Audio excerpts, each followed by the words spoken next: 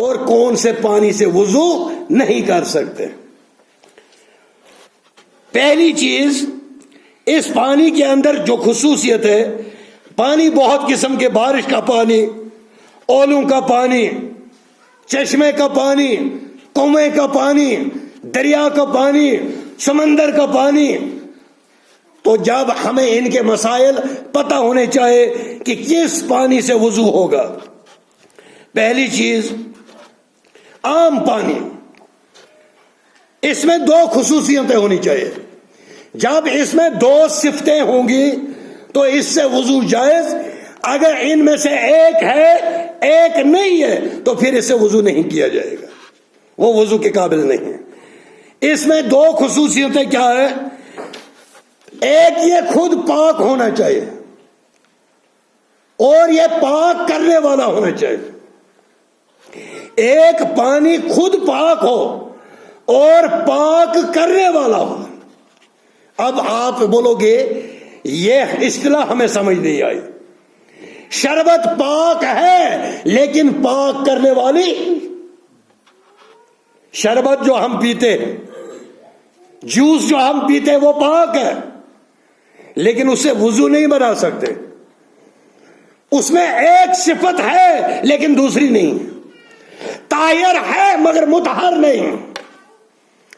پاک ہے لیکن پاک کرنے والی نہیں. یعنی ہمارے پاس شربت تو پاک ہے، ہم پیتے ہیں اس کو. دودھ پاک ہے، دودھ پاک ہے نا. دنیا میں سب سے اچھی بہترین غذا، نبی کریم صلی اللہ علیہ وسلم جب بھی کوئی نعمت تناول کرتے اس کے بعد دعا کرتے، اے اللہ اس سے اچھی نعمت بھیج، مجھے اس سے اچھی نعمت عطا کر. لیکن جب بھی نبی کریم صلی اللہ علیہ وسلم دودھ پیتے اس کے بعد دودھ میں برکت کی دعا مانگتے، کیونکہ اس سے اچھی نعمت دنیا میں کوئی نہیں. کیوں؟ جب ایک بچہ ماں کے پیٹ سے پیدا ہوتے ہی اس کو کس چیز کی ضرورت ہے؟ اس کو ہم چاول بنا کر رکھ دیں گے سامنے، کھائے گا. روٹی بنا کر رکھ دیں گے، کھائے گا. اللہ رب العالمین نے اس کا انتظام کیا. ماں کی چھاتی سے دو دودھ کی نہریں اس کو مہیا کر دی، اور بولنے کے بغیر، ابھی وہ سمجھ نہیں رہا لیکن جیسے ہی چھاتی کے قریب جاتا ہے دودھ پینا شروع کر دیتا. یہ اللہ نے تعلیم دی، اللہ نے سکھایا. اے بچے تو اب غذا حاصل کر، ماں کی چھاتی سے تیری غذا ہے. کہاں تک؟ 2 سال تک. 2 سال پورے ہو گئے، اب تیری ماں کی چھاتی سے غذا نہیں، اب زمین کی غذا کھاؤ گے. اب روٹی بھی کھا سکتا ہے، اب چاول بھی کھا سکتا ہے، جو کھلاؤ گے وہ کھائے گا. تو اس لیے دودھ جو ہے پاک ہے. دودھ سے کوئی وضو کر سکتا ہے؟ ہوگا ہی نہیں. کیوں؟ اس میں ایک ہی صفت ہے، دوسری نہیں. اور یہ 2 صفتیں کس میں؟ پانی میں. ایک یہ خود پاک ہے اور پاک کرنے والا. یہ 2 صفتیں جس پانی میں ہوں اس سے وضو کرنا جائز ہے. پہلے ہم دیکھیں گے بارش کا پانی، اولوں کا پانی. بارش جو پڑتی ہے، کیا یہ پانی پاک ہے؟ اللہ رب العالمین نے قرآن مجید میں فرمایا وَيُنَزِّلُ عَلَيْكُم مِّنَ السَّمَاءِ مَاءً طُهُورًا، میں نے آپ کے لیے آسمان سے پاک پانی اور پاک کرنے والا پانی نازل فرمایا. یعنی یہاں سے کیا دلیل کیا ملی کہ جب بارش کا پانی ہو، کہیں پر کسی برتن میں جمع ہو، اس سے ہم وضو بنا سکتے ہیں.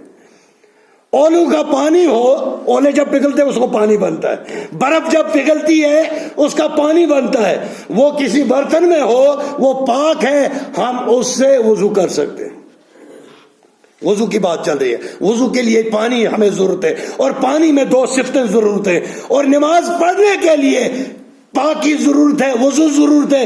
اور اس سے پہلے ہمیں پانی دیکھنا ہے، پانی کا علم سیکھنا ہے. کون سے پانی سے میں پاک ہو سکتا ہوں اور کس پانی سے میں پاک نہیں ہو سکتا. مولانا بشیر احمد نعیمی حفظ اللہ وہ بتاتے تھے پاک وہی ہے جس کو اللہ کہے پاک. پاک وہی ہے جس کو نبی کائنات صلی اللہ علیہ وسلم پاک کہے. ایک یہودی کو اگر ہم لائیں گے اس کو 7 صابنوں سے دھوئیں گے. 7 دن تک دھوتے رہیں گے اور 7 صابن کی ٹکیاں ختم ہو جائیں گی، برش بھی لگائیں گے، سب چیزیں کریں، عطر بھی لگائیں گے، کیا وہ پاک ہوگا؟ کیوں؟ انما المشرکون نجس، یہ جو مشرک ہیں یہ باہر والی نجاست نہیں. ہم تو پھر ہاتھ بھی ملاتے ہیں، ہاتھ ملاتے ہیں نا ان کے ساتھ، پھر اگر نجس ہے پھر ہاتھ بھی نہیں ملانا چاہیے. لیکن یہ نجس کون سی چیز ہے؟ جو اندر دل کے اندر عقیدتاً جو یہ نجاست ہے وہ کب پاک ہو جائے گا؟ جیسے ہی وہ کہے گا اشہد ان لا الہ الا اللہ واشہد ان محمدا عبدہ ورسولہ، وہ پاک ہو گیا. اب اس کو صابنوں سے دھونے کی ضرورت. مولانا بشیر احمد نعمی کہتے تھے کہ اس کو اگر 7 صابنوں سے بھی ہم دھو لیں گے وہ پاک نہیں ہوگا تب تک جب تک اس کو اللہ کا کلام پاک نہیں کرے گا، اللہ کے نبی صلی اللہ علیہ وسلم کا فرمان پاک نہیں کرے گا، تب تک وہ پاک نہیں ہو سکتا. پانی پاک بھی ہو اور پاک کرنے والا بھی ہو. اب اگر کوئی آدمی آتا ہے روح افزا کی شربت لے کر اور اس میں پانی ملا کر اور اسے وضو کرتا ہے، ہم اسے کہیں گے آپ کا وضو جو ہے وہ ناقص ہے، آپ کا وضو صحیح نہیں ہے. وہ کہے گا بھلے آدمی ہم پیتے ہیں تو وضو کے لیے کیا حرج ہے؟ ہم اس کو پیتے ہیں تو وضو کرنے کے لیے کیا حرج ہے؟ اس سے ہم یہی کہیں گے ارے میرے بھائی یہ پاک ہے لیکن پاک کرنے والا دوسری صفت اس کے اندر موجود نہیں ہے. جوس ہے یہ پاک ہے لیکن اس کو پاک کرنے والی صفت وہ اس کے اندر موجود نہیں ہے، اس لیے اس سے وضو نہیں ہوگا. وضو کس سے ہوگا؟ جس سے نبی کریم صلی اللہ علیہ وسلم نے فرمایا اسی چیزوں سے وضو ہوگا، اسی پانی سے وضو ہوگا جس پانی کو نبی کائنات صلی اللہ علیہ وسلم یا اللہ رب العالمین نے قرآن مجید کے اندر بتایا یہ پاک ہے. حضرت ابو ہریرہ رضی اللہ تعالیٰ عنہ روایت کرتے ہیں کہ نبی کریم صلی اللہ علیہ وسلم ایک دعا کرتے تھے اور اس دعا میں برف کا پانی، اولوں کا پانی اور بارش کا پانی سب کے لیے دلیل ہے. اللہم باعد بینی و بین خطایا کما باعدت بین المشرق والمغرب. اے اللہ مجھ میں اور میرے گناہوں میں اتنی دوری فرما جتنا مشرق اور مغرب کے درمیان ہے. اللہم نقنی من الخطایا کما، اے اللہ میری خطاؤں کو ایسے دو یونکنی ثوب الابیض من الدانس. اللہم اغسل، مجھے اس طرح سے دو میرے گناہوں کو جس طرح سے سفید کپڑے کو جب دھوتے کوئی داغ اس کے اندر نہیں رہتا، اس طرح سے میرے گناہوں کو دھو دے. اللہم اغسل، اے اللہ مجھے دو میری خطایا میری خطاؤں کو بالماء پانی سے، والثلج اولوں سے، والبرد اور برف سے. یہ دعا کب کرتے تھے نبی کریم صلی اللہ علیہ وسلم؟ جب تکبیر تحریمہ کہنے کے بعد بیچ میں بہت بڑا وقفہ ہوتا تھا. یا رسول اللہ صلی اللہ علیہ وسلم آپ کیا دعا پڑھتے ہیں؟ تو یہی دعا پڑھتے ہیں. حضرت ابو ہریرہ رضی اللہ تعالیٰ عنہ بیان کرتے ہیں. اور اس کے اندر کس کی دلیل ہے؟ بارش کا پانی بھی پاک ہے، اولوں کا پانی بھی پاک ہے، برف کا پانی وہ بھی پاک ہے. اس لیے جب تک پانی میں یہ 2 صفتیں موجود نہ ہوں تب تک وہ پاک نہیں کر سکتا. اس سے وضو ہم نہیں کر سکتے، اس سے ہم ہرگز وضو نہیں کر سکتے. نبی کریم صلی اللہ علیہ وسلم کی عظمت. پانی ہمیں ضرورت ہے اس کا علم بھی سکھا دیا. وضو کرنا ہے نماز کے لیے وہ بھی ہمیں سکھا دیا. کون سی چیز ہے جو میرے آقا حضرت محمد رسول اللہ صلی اللہ علیہ وسلم اور علم کے بغیر ہمیں رکھا؟ ہر ایک چیز کو سکھا دیا. لیکن بدقسمتی ہماری ہے جب ایک آدمی سے پوچھتے ہیں وہ یہ کہتا ہے کہ عصر کی 4 رکعتیں کیوں ہیں؟ وہ کچھ بہت ساری دلیلیں ہیں. ظہر کی 4 ہی کیوں ہیں؟ صبح کی 2 ہی کیوں ہیں؟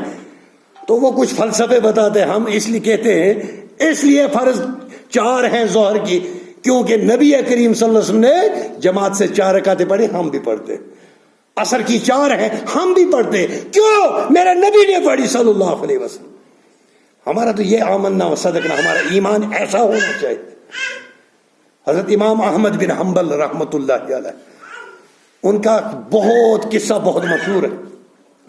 حضرت امام احمد بن حنبل کے زمانے میں جو وقت کا بادشاہ تھا اس نے ایک اعلان کر دیا کہ قرآن مخلوق ہے، یعنی یہ اللہ کا کلام نہیں ہے بلکہ یہ مخلوق ہے، تو حضرت امام احمد بن حنبل اکیلے ڈٹ گئے.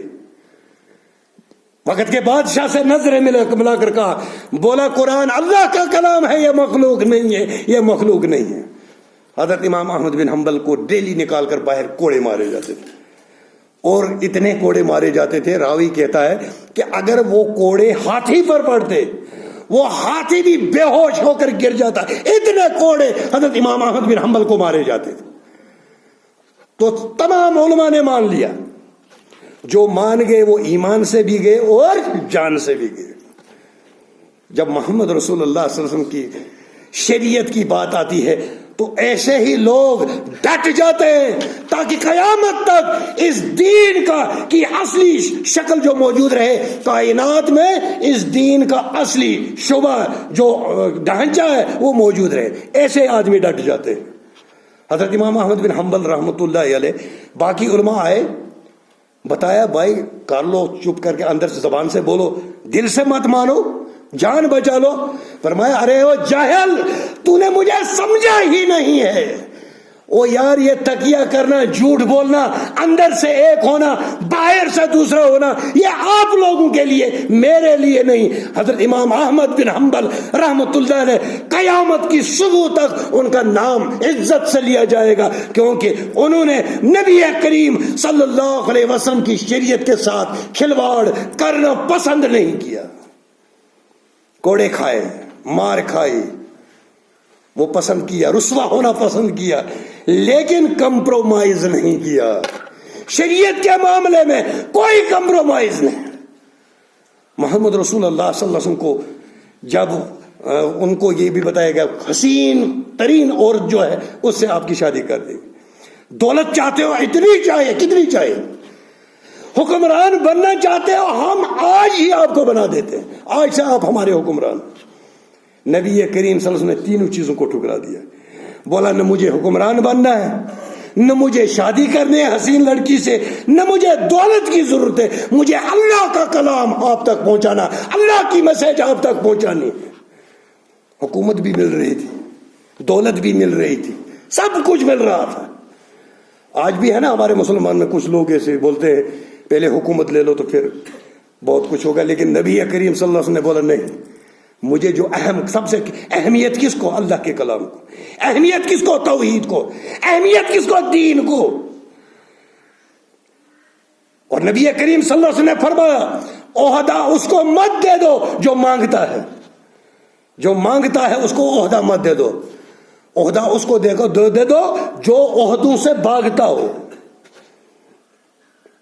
آج مانگے جاتے ہیں، مجھے یہ بناؤ، مجھے سیکرٹری بناؤ، مجھے فلانی چیز بناؤ، مجھے صدر بناؤ، مجھے پریزیڈنٹ بناؤ، اس کے لیے مانگتے ہیں. ارے بھائی نبی کریم صلی اللہ علیہ وسلم پر سب سے زیادہ پوچھ گچھ ان لوگوں سے ہوگی جو جماعت کے ذمہ دار ہوتے ہیں، ان سے پوچھا جائے گا. اگر ہم لوگوں کو یہ پتا چل جائے کہ میں جب پریزیڈنٹ بنوں گا، ڈسٹرکٹ پولیس کا کوئی پریزیڈنٹ ہے، جب اس کو پوچھ ہوگی اللہ کے دربار میں کھڑا ہو جائے گا، اس وقت آپ کو یہ ہوگا کہ کاش ہم اس سے دور رہے ہوتے. پوچھا جائے گا، ذمہ داری کے متعلق پوچھا جائے گا، باپ سے بچے کے متعلق پوچھا جائے گا، ماں کو بیٹی کے متعلق پوچھا جائے گا، شوہر کو اپنی بیوی کے متعلق پوچھا جائے گا. ہر ایک ذمہ دار ہے، ہمیں پوچھا جائے گا. آج ہم نے عجوبہ بنا دیا، اسلام کو عجوبہ بنا دیا. جو میرے دل میں آتا اس دین کی تشریح کرتا ہوں، اپنی مرضی سے دین کو پھیلاتا ہوں، اپنی مرضی سے اس کا ترجمہ کرتا ہوں، لوگوں تک پہنچاتا ہوں. کل افسوس ہوگا وہاں آخرت میں، لیکن وہ افسوس کرنے کا مقام نہیں ہوگا، وہاں ندامت ہوگی. کیوں؟ افسوس کرنے کا مقام اس وقت ہے. اگر اس وقت ہم ہوش کے ناخن لے لیں، اس وقت ہم عمل کر سکتے ہیں، لیکن وہ عمل کا وقت نہیں ہوگا. اس وقت جواب دہی ہوگی، پوچھا جائے گا. اس لیے میرے بھائیوں، کتاب و سنت سے جب جڑ گئے ہو آپ، ایک چیز جب میں کہیں چلا جاتا ہوں، جب دیکھتا ہوں قبروں پر جھکنے والے، کہیں جھکنے والے، پتھروں کو، درختوں کو پوجنے والے، رب کعبہ کی قسم میری آنکھوں سے آنسو نکل جاتے ہیں. اے اللہ، کس دلدل سے نکال کر ہمیں کون سی عظمت عطا کی ہے، اس عظمت کی قدر کرو. آپ کو اس کی قدر آئے گی، لیکن کب آئے گی؟ جب آپ کی آنکھیں بند ہوں گی، قبر میں ڈالا جائے گا، وہاں پہ آپ کو قدر آئے گی۔ ہم کن چیزوں میں پڑ گئے؟ 3 سوال یاد کر لو جو ہمیں قبر میں پوچھے جائیں۔ من رب کا، تیرا رب کون ہے؟ ماں دینوں کا، تیرا دین کیا ہے؟ نبی کریم صلی اللہ علیہ وسلم کے بارے میں پوچھا جائے گا، ان کو جانتے ہو؟ ارے بھائی، جو نیک آدمی جس نے سنتوں پر عمل کیا ہوگا، جس نے تقوی اختیار کیا ہوگا، جس نے کتاب و سنت کو اپنے زندگی کا لاحق عمل بنایا ہوگا، وہ تینوں سوالوں کا جواب دے گا۔ من رب کا، تیرا رب کون؟ ربی اللہ، میرا اللہ رب ہے۔ ماں دین کا، تیرا دین کیا تھا؟ دین ہی اسلام، میرا اسلام دین تھا۔ ان شخصیات کے بارے میں کیا جانتے ہیں؟ بتائے گا یہ خاتم النبی، کوئی مرزا قادیانی نبی نہیں۔ لا نبی آبادی، انا خاتم النبی، میں آخری نبی ہوں، لا نبی آبادی، میرے بعد کوئی نبی نہیں۔ وہ تو یہ جب اس نے دنیا میں اس پر عمل کیا ہوگا تبھی تو جواب دے گا نا۔ اور جس نے عمل نہیں کیا ہوگا وہ وہاں کہے گا لا ادری، نہیں جانتا، نہیں جانتا، نہ اسلام کے بارے میں جانتا ہوں، نہ دین کے بارے میں جانتا ہوں، نہ نبی کریم صلی اللہ علیہ وسلم کے بارے میں جانتا ہوں۔ میرے پاس آتے تھے، بولتے تھے، لیکن میں ماننے والا نہیں تھا۔ ہمارا کام ہے بولنا، کوئی مانے یا نہ مانے۔ اللہ رب العالمین ہمیں حق پر عمل کرنے کی توفیق عطا فرمائے۔ اللہ رب العالمین ہمیں محمد رسول اللہ صلی اللہ علیہ وسلم کی سنتوں پر عمل کرنے کی توفیق عطا فرمائے۔ وآخر دعوانا الحمد للہ رب العالمین، والسلام علیکم۔ الحمد للہ، الحمد للہ۔